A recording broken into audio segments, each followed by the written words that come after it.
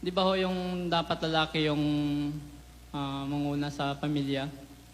Paano ho yung ina-under sila ng kanilang asawa? Mali yun. Bawal ni Kristo sa babae mang-a-under sa lalaki.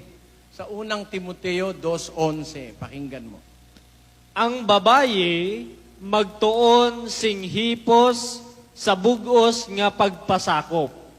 Wala ako nagatugot sa babaye nga magpanudlo o kon maggahom sa lalaki.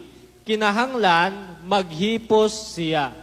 Sapagkat, Kay si Adam ginhimo sing una ugaling si Eva. Kag si Adam wala malimbungi, kundi ang babaye na limbungan kag nagmalinapason. ayon, ang babae mag-aral na tumahimik na may pagpapasakop. Hindi ko ipinahihintulot na ang babae ay magturo o magkaroon ng pamumuno sa lalaki kundi tumahimik. Yan ang sabi sa Biblia. Kaya sa isang sambahayan, in a household, in a Christian home, ang presidente yung lalaki. Pag ang presidente yung babae, hindi Christian home yun. Lalabas mali sa paraan ng Diyos. Pakinggan mo sa unang Korinto 11:3. Ganito nakasulat.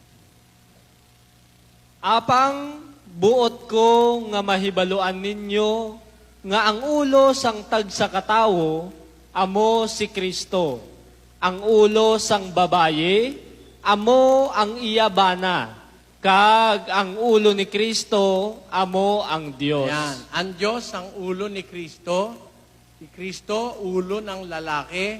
At ang lalaki, ulo ng babae. Ang bana, ulo ng asawa.